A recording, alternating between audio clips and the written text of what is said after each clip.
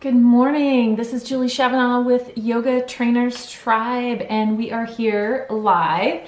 I'm going to be doing a series of live streams on this topic. This is regarding the Yoga Alliance changes that were announced this week. For some of you, it may not be a big deal if you choose not to register your school with Yoga Alliance. But for those of you who have current schools or plan to register as a school with Yoga Alliance, these changes will affect you. I know that Yoga Alliance took a lot of feedback over the last 18 months, starting in January of 2018. About these changes. There were working groups, there were surveys. However, there always are surprises when the details are finally released, and certainly some of the details that made it through to the final cut of the updated standards were maybe not surprises to people, but certainly not something that everyone is completely happy about.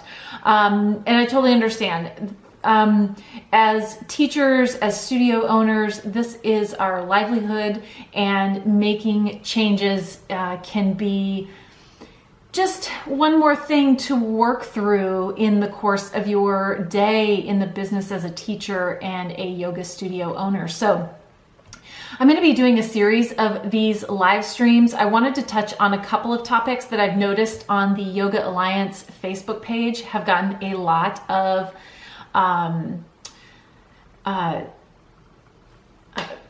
feedback on, and so I wanted to definitely touch on those things so that we could start the conversation. If you have comments, this video will be up in Yoga Trainers Tribe.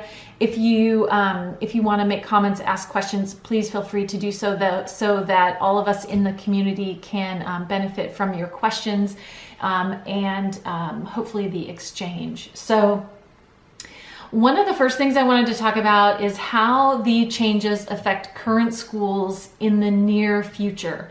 Right now, current schools, there are outlines. So current schools, there are 5 categories of topics that Yoga Alliance requires that you cover. And if you're a registered school, you've been on the website to see what those categories are. You have outlined your program to address those.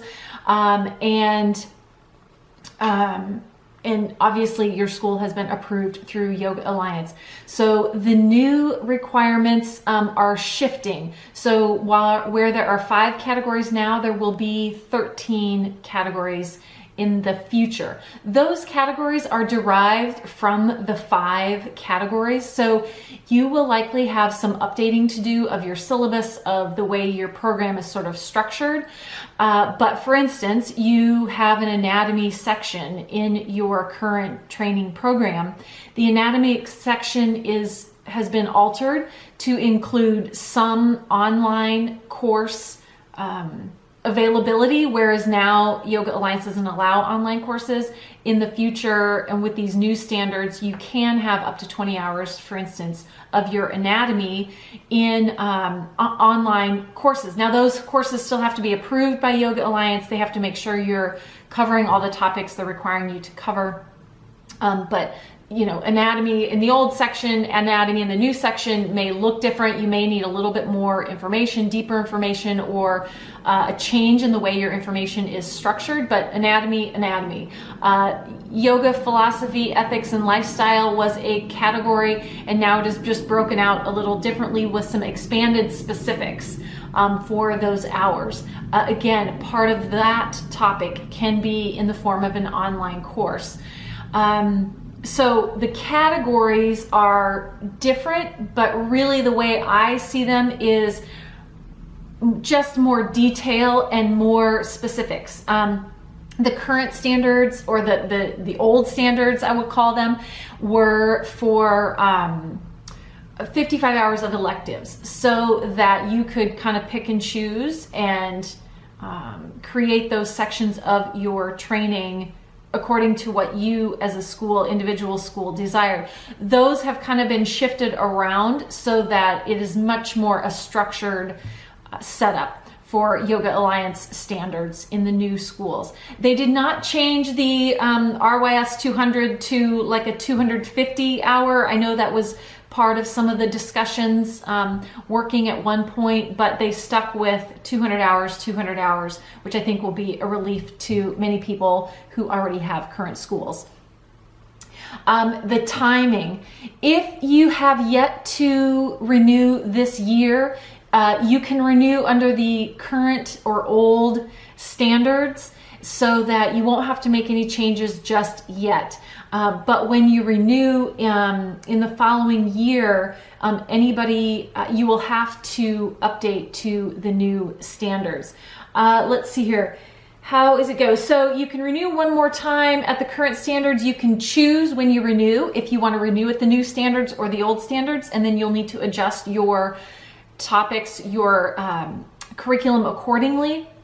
But everyone will be moved to the new standards by February of 2022. So you do have some time to do that, but as you start renewing your school, you will be asked if you're going to renew at the old standards or new standards, and then we'll give you a timeline for your specific school and your specific date in time, month of the year that you have your school renewed. So those will be, that's already going to be in place moving forward.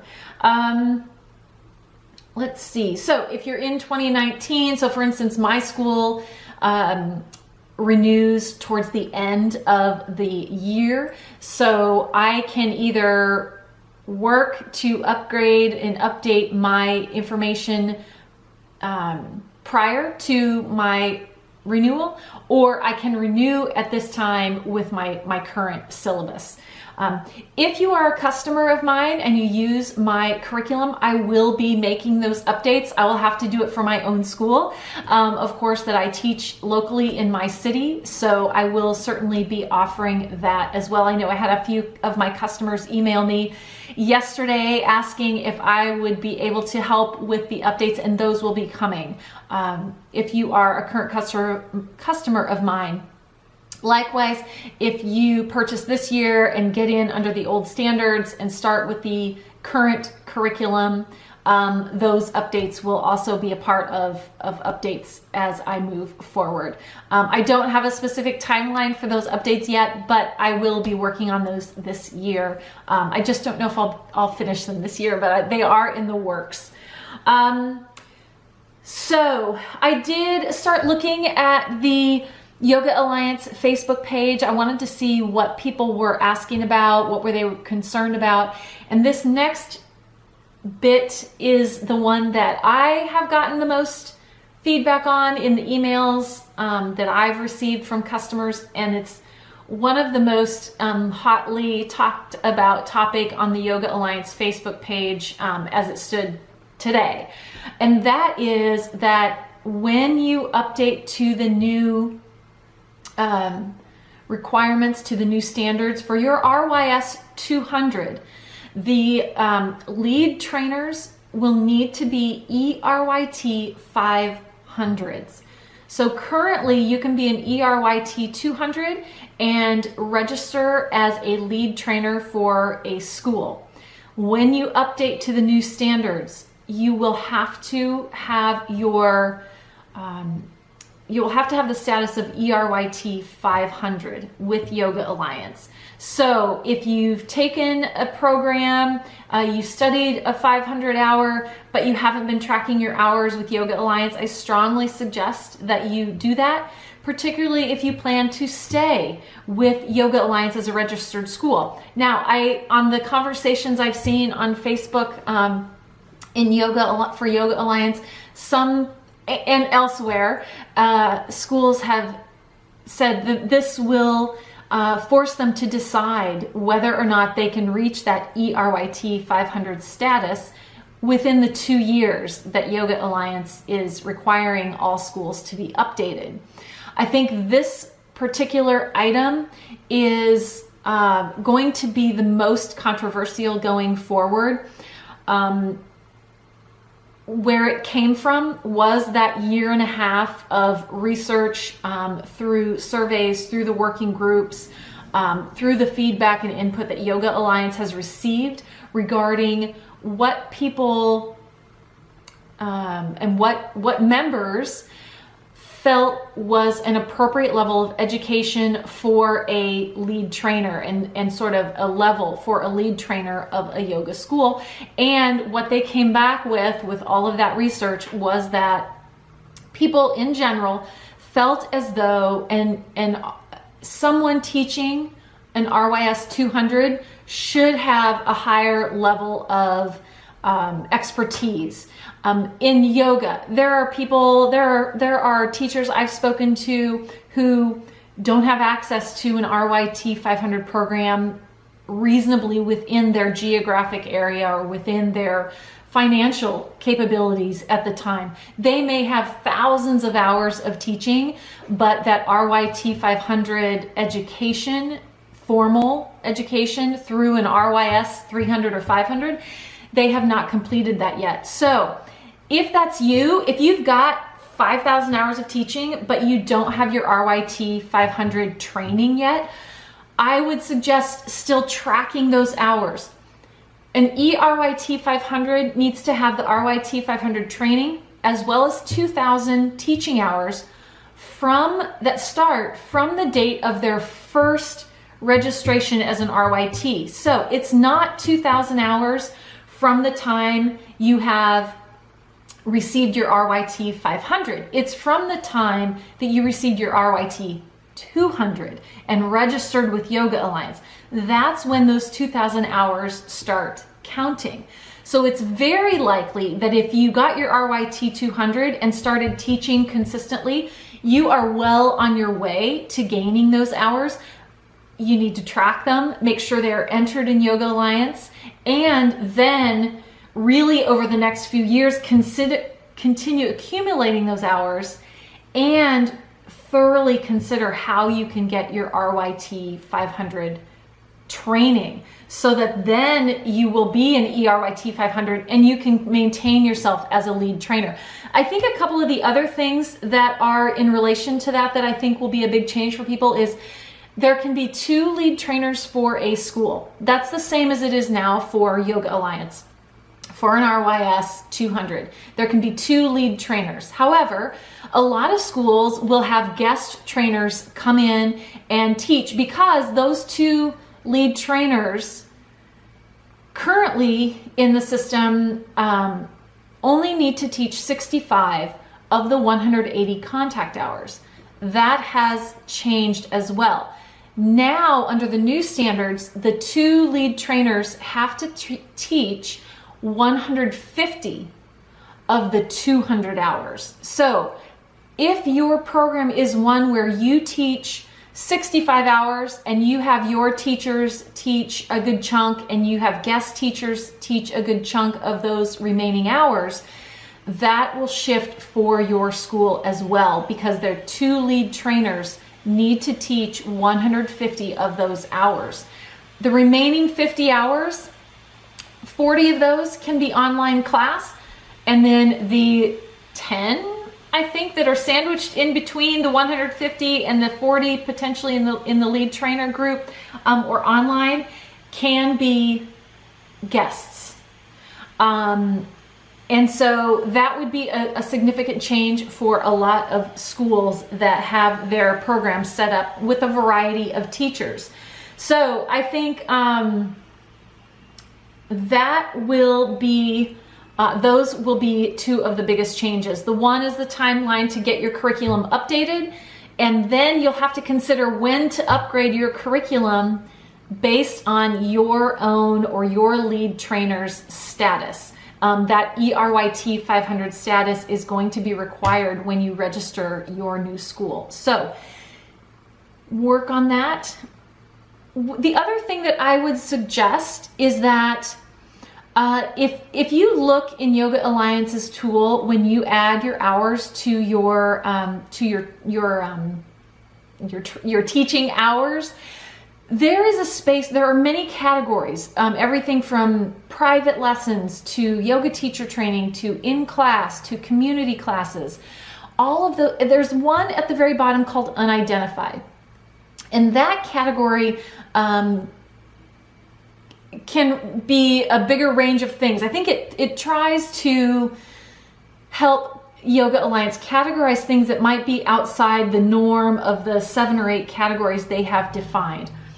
If you are in doubt, if you have regular interaction with your students but they fall outside some of those categories, give Yoga Alliance a call or email them and ask them, describe your circumstances and ask them if those hours can be categorized under that unidentified category. You'll have to offer a description of those in the box beneath that to describe what it is you're doing.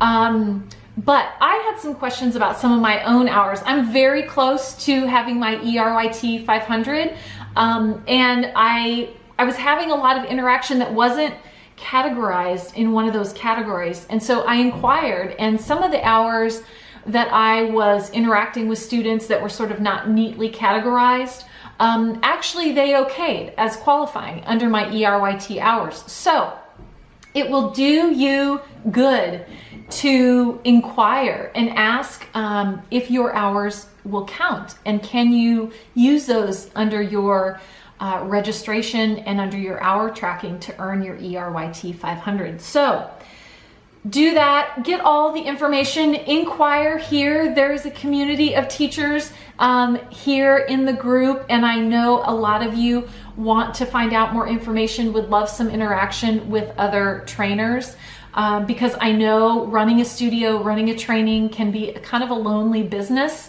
So I encourage you to start posting questions here.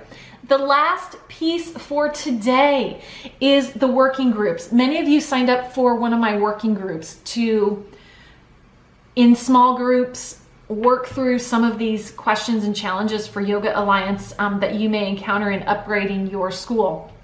Those working groups are filled. However, if you're interested in those, please let me know. If there's enough for another group, I will open another group.